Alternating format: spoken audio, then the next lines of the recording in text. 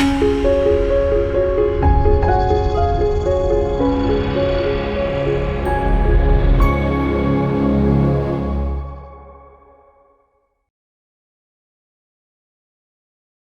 మాత్రం. నేను మీ journalist Navatha. Welcome to R voice. నిజంగా ఇది ఆర్టికల్కి సంబంధించి చదవగానే ద టైమ్స్ ఆఫ్ ఇండియాలో వచ్చింది ఆర్టికల్.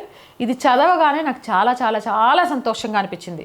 సువేందు అధికారి పశ్చిమ బెంగాల్ సీఎం అయిన తర్వాత అక్కడున్న పరిస్థితుల నేపథ్యంలో ఆ రాష్ట్రాన్ని ఎలా ముందుకు తీసుకెళ్ళగలుగుతాడు, అక్కడ అక్రమ వలసదారులు కానీ, అవినీతి కానీ, ఇంకొకటి కానీ పేట్రేగిపోతున్నాయి, ఈయన అసలు వాటన్నిటిని ఎలా కంట్రోల్ చేయగలుగుతాడు అనుకున్న తరుణంలో ఒక్కొక్క దాని పీచమనుస్తూ బుల్డోజర్స్ దింపుతూ అక్రమ వలసదారుల్ని గెంటేయడమే కాదు, మళ్ళీ రాకుండా బార్డర్ని పటిష్టం చేయడానికి కేంద్ర ప్రభుత్వంతో సహకరించుకుంటూ అవినీతి అక్రమాలు చేసే వాళ్ళ బుల్డోజర్స్ బిల్డింగ్ల మీదకి తొక్కిస్తూ భలే నిర్ణయాలు తీసుకుంటుండు.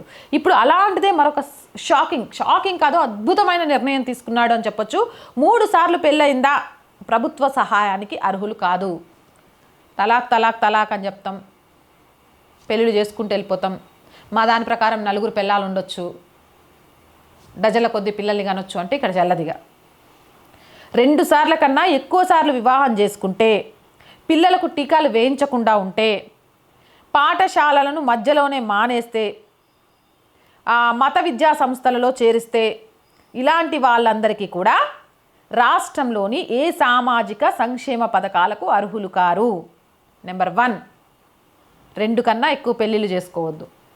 నెంబర్ 2, పిల్లలకు టీకాలు ఖచ్చితంగా వేయించాలి. నెంబర్ 3, పిల్లల్ని చదువులు మాన్పించేసి మతపరమైన విద్యలు నేర్పిస్తామంటే కుదరదు. ఈ 3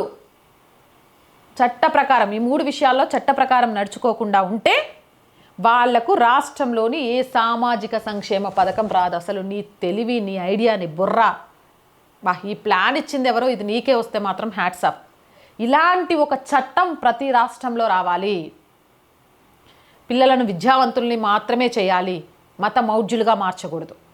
పిల్లలకు టీకాలు వేయించి వ్యాధుల బారిన పడకుండా కాపాడాలి. టీకా వేయిస్తే పాపం అనుకోకూడదు.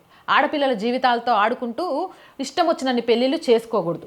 ఇలాంటివి ఏవి చేసుకున్నా కథ కంచికి మీరింటికి అన్నట్టు నిర్ణయం తీసుకున్నావు చూడు, నిజంగా నిన్ను అభినందించాల్సిందే.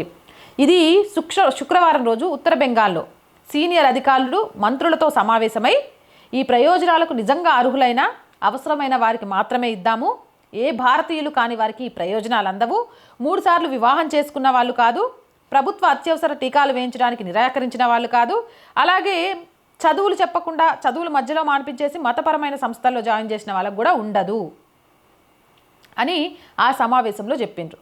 మే 9న ముఖ్యమంత్రిగా ప్రమాణ స్వీకారం చేసిన తర్వాత జరిగిన పలు బహిరంగ సభల్లో ప్రభుత్వ ఆరోగ్య విద్యా ఆదేశాలను పాటించడానికి నిరాకరిస్తూనే ప్రజలు రాష్ట్ర ఆర్థిక సహాయాన్ని పొందుతున్నారు అనేది తెలుసుకున్నారు. జూలై 1న తన ప్రభుత్వం ప్రతిష్టాత్మకంగా అన్నపూర్ణ యోజన అమలు సమీక్ష సందర్భంగా తమ పిల్లలకు తప్పనిసరి టీకాలు వేయించాలి, నిర్లక్ష్యం చేస్తే ఊరుకునేది లేదు అనే విషయాన్ని చెప్పారు. దీనికి సంబంధించి చాలా క్లియర్ కట్గా రూల్స్ అండ్ రెగ్యులేషన్స్ పెట్టారు. కేంద్రం యొక్క జాతీయ ఆరోగ్య మిషన్ కింద సార్వత్రిక రోగనిరోధక కార్యక్రమం 12 ప్రాణాంతక వ్యాధులకు ఉచితంగా టీకాలను అందిస్తుంది. ఆ టీకాలు వేసుకోవాల్సిందే. మతపరమైన విద్యను నేర్పించడానికి వీల్లేదు, పాఠశాలలోనే విద్యను అభ్యసించాలి అనే ఒక సూపర్ చట్టాన్ని తీసుకొచ్చిండ్రు సువేందు అధికారి. మీకు అనిపిస్తుందా ఇలాంటి చట్టం అన్ని రాష్ట్రాల్లో రావాలని? అసలు ఒక సీఎంని మించి ఒక సీఎం అబ్బా. అటు యోగి ఆదిత్యనాథ్ గారిని తీసుకున్నా, హిమంత బిశ్వశర్మ గారిని తీసుకున్నా, మోహన్ యాదవ్ గారిని తీసుకున్నా, పుష్కర్ సింగ్ ధామి గారిని తీసుకున్నా, ఇటు వస్తే సువేందు అధికారిని తీసుకున్నా, అసలు ఒకళ్ళకు మించి ఒకళ్ళు. ఉత్తరాఖండ్ సీఎం ఏకంగా, ఉత్తరప్రదేశ్ సీఎం ఏకంగా అక్కడ మదర్సా విద్యాబోధన అనేది లేకుండా చేసిండు. ఇక్కడ మతపరమైన విద్య కోసం పాకులాడుతూ అసలు విద్యను తక్కువ అంచనా వేస్తే అసలు ప్రభుత్వ పథకాలే లేకుండా చేసిండు. అక్కడేమో అక్రమార్కులకు సంబంధించి బుల్డోజర్ బాబాగా యోగి ఆదిత్యనాథ్ మారితే బుల్డోజర్ బాబారే కాదు, బుల్డోజర్ డ్రైవర్గా మారి నేనే వాటిని తొక్కి పడేస్తానని అస్సాం సీఎం హిమంత బిశ్వశర్మ మారిండు. ఏం సీఎంలబ్బా! ఇలాంటి సీఎంలు మన వైపు ఎప్పుడు వస్తారు? ఇలాంటి సీఎంలు ఈరోజు తెలంగాణకి ఎప్పుడు వస్తారు, తెలంగాణలో కూడా ఈ ప్రక్షాళన ఎప్పుడు జరుగుతుందని 1000 కళ్ళతో నేనైతే ఎదురు చూస్తున్నా. మీరేమంటారు? మీ అభిప్రాయం ఏంటనేది కామెంట్ చేయండి. జై హింద్, జై భారత్. సో ఈ వీడియోపై మీ అభిప్రాయం ఏంటి, అలాగే ఇంకా ఎలాంటి వీడియోస్ చేస్తే బాగుంటుంది, మనకు ఎలాంటి కంటెంట్ వస్తే బాగుంటుంది అనుకునేది కామెంట్ సెక్షన్లో పెట్టండి. ఇది నచ్చినట్లయితే లైక్ చేయండి, షేర్ చేయండి. అలాగే మళ్ళీ చెప్తున్నాను, ప్రతి వీడియో లైక్ చేసి షేర్ చేయండి. ఇలాంటివి చాలా మందికి చేరాల్సిన అవసరం ఉంది. అలాగే ఆర్థికంగా ఆర్ వాయిస్కి మీకు తోచిన సహాయాన్ని అందించండి.